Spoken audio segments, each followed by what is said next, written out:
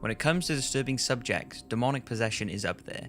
The thought that someone can be taken over and controlled by a demon is a scary thought. So here we have 5 absolutely terrifying cases of people seemingly being possessed by the devil. Michael Taylor. Michael Taylor is probably Great Britain's most famous case of demonic possession. Michael and his wife Christine lived in a small town in Yorkshire, England. Both him and his wife were very religious and had joined a Christian prayer group led by Mary Robinson. Long story short, Michael's wife accused him of having an affair with Mrs. Robinson. She confronted them both during a prayer meeting, but they both denied it. It's unsure what happened after, but Michael Taylor began acting extremely erratic and out of character in the meeting. Many witnesses at the church were certain he was possessed by the devil. It later seems that Michael and his wife came to a mutual agreement and the thought of him having an affair was dropped. However, his odd behaviour continued for months until Taylor was certain he was possessed and visited a priest so that he could perform an exorcism. On an October day in 1974, the exorcism was carried out. Lasting over 24 hours, the priest was said to have removed 40 demons from Michael's body. But before returning home, Michael was told he still had a very evil demon lurking in his soul, far too evil to be removed by this priest. On returning home, Michael brutally killed his wife. At the time, it was one of Britain's most horrific murders. He tore out her eyes, tongue, and removed her face. He even killed their pet poodle. Michael Taylor was found by police, walking the streets completely naked and covered in blood, shouting, "It's the blood of Satan." He was sentenced to life in prison and has no recollection of the event. George Lukins. The case of George Lukins is unique in the fact he was claimed to be possessed by 7 demons that could only be removed by 7 priests. The exorcism became one of the most infamous demonic accounts of the 17th century. It all began when George started acting strange. Concerned he was possessed, Mrs. Barber, a friend of his, wrote a letter to a local priest, begging him to come look at her apparently possessed friend. The letter said that Lukins had slowly deteriorated both mentally and physically, often breaking down into seizures and growling at people around him. As time went on, the seizures got worse and he took on a supernatural tone. He began declaring in a roaring voice that he was the devil. On June 13, 1778, 7 priests were rounded up and began a lengthy exorcism at the Temple Church in Bristol, England. As the priests opened the exorcism by singing hymns, George Lukins fell into a violent fit, barking and hissing at the men before shouting that this torment of George Lukins would be 1,000 times worse for trying such a stupid thing as an exorcism. Following that outburst, Lukins was said to have cycled through 7 demonic personalities during the exorcism ritual. He then roared out that he was the devil himself. In the end, according to the witnesses, the demons were sent back to hell and George was said to be ridden of this evil force. Julia.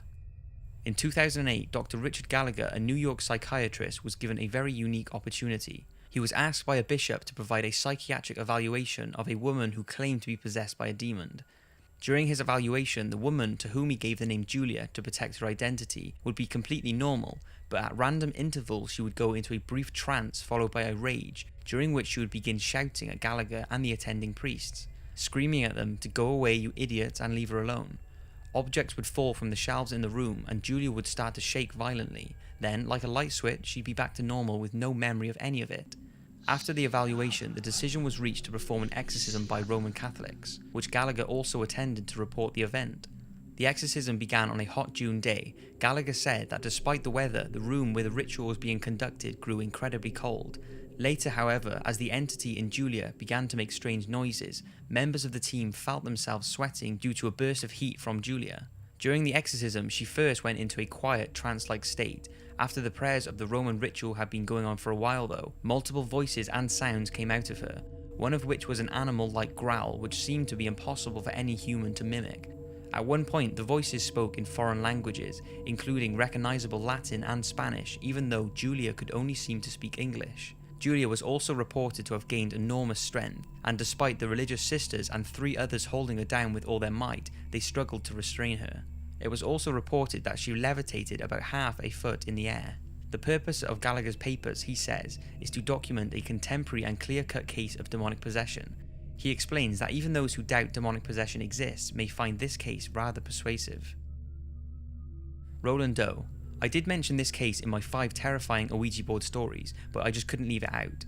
It's the story of Roland Doe, who is famously known as the real story behind the novel and Hollywood movie The Exorcist.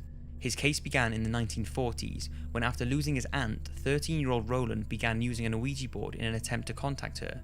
It was shortly after using the board that his family began to notice some strange things. The family heard the sound of marching feet, ordinary objects levitated and flew across rooms, and unexplained scratches seemed to appear on his body. Blessed objects such as vials of holy water and religious photos would also smash to the ground, with no obvious cause. It was after Roland was witnessed levitating in the air with his body contorted in pain that his family contacted a reverend. Reverend Luther Schultz put him in for medical examinations, but no physical explanation for these disturbing events was found. Roland then spent a night in Luther's home in order to be observed by him. The boy slept nearby in a twin bed, and the reverend reported that in the dark he heard vibrating sounds from the bed and scratching sounds on the walls, alongside similar accounts that backed up his family's reports. Schultz concluded that there was evil at work, and a Lutheran rite of exorcism was to be immediately carried out. The first exorcism began, but Roland slipped one of his hands out of the restraints he'd been put in, broke a bed spring from inside the mattress, and used it to cut the priest's arms. The exorcism was immediately stopped, and Roland returned home with his family. The strange things continued, so the family moved to St. Louis, hoping that this would leave behind whatever was possessing their son. And while they were there, Roland's cousin contacted one of his professors at St. Louis University, Reverend Raymond J. Bishop, who in turn spoke to Reverend William Bowden. Together, both priests visited Roland and deemed him possessed by the devil.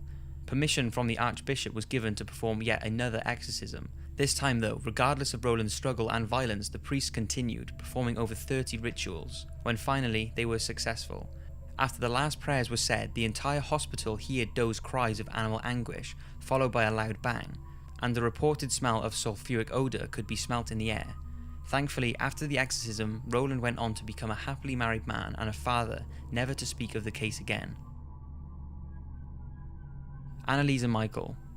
Anneliese Michael is a controversial case, as well as the subject of many fictional accounts of her tragic story, most notably the exorcism of Emily Rose Film in 2005. 16-year-old Anneliese Michael had a history of epilepsy and mental illness, for which she had often been treated at a psychiatric hospital. However, in 1973 she became suicidal and her illness seemed to worsen. She started to drink her own urine, spurned all religious artifacts, and started to hear voices. Anna was also unable to walk past icons of Jesus Christ and refused to drink the water of a holy spring. Despite trying, medicine did nothing to help her. Anneliese herself begged her family to bring in a priest because she believed that she was possessed by demons. Though her request was rejected by her parents, it seemed they did eventually allow it, and 2 local priests began treating her. In 1976, over the course of about 10 months, the priests attempted to banish the supposed demons from her body by performing a total of 67 exorcism sessions, which was about 1 or 2 each week, some lasting up to 4 hours. By this point, Anneliese was refusing medical care, refusing to eat, and saying that her death would be a form of sacrifice for other people's sins. On July 1, 1976, at just age 23, Anneliese Michael died in her sleep. The autopsy report stated that her death was a result of malnutrition and dehydration from almost a year of semi-starvation, during which time the rites of exorcism were being performed. She weighed a frightening 68 pounds before her death, and the 2 priests and her parents were charged with negligent homicide. Now, here comes the even scarier part. Out of the 67 exorcisms that were performed, 42 of them were recorded on tape, and here is a short clip of the audio during one of them. I warn you though, this is very frightening.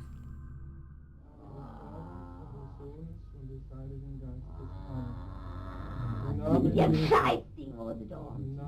Ich vergaß ihn. Ich schreibe ihn aber ohne.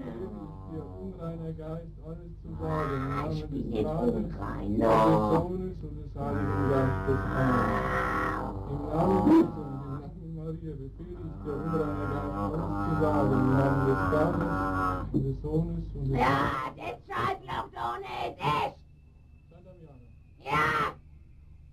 Und das andere daneben. Ja. Und das Schreibloch da oben. That really is disturbing, and that's just a short clip of what was recorded. If you're really feeling brave, you can find longer versions of the audio tapes on YouTube. So that's 5 cases where people are said to have been possessed by the devil. I hope you've enjoyed, and thank you so much for everyone who is supporting and subscribing to my channel. It's awesome to see that people are enjoying my videos. Thanks again, and see you in the next one.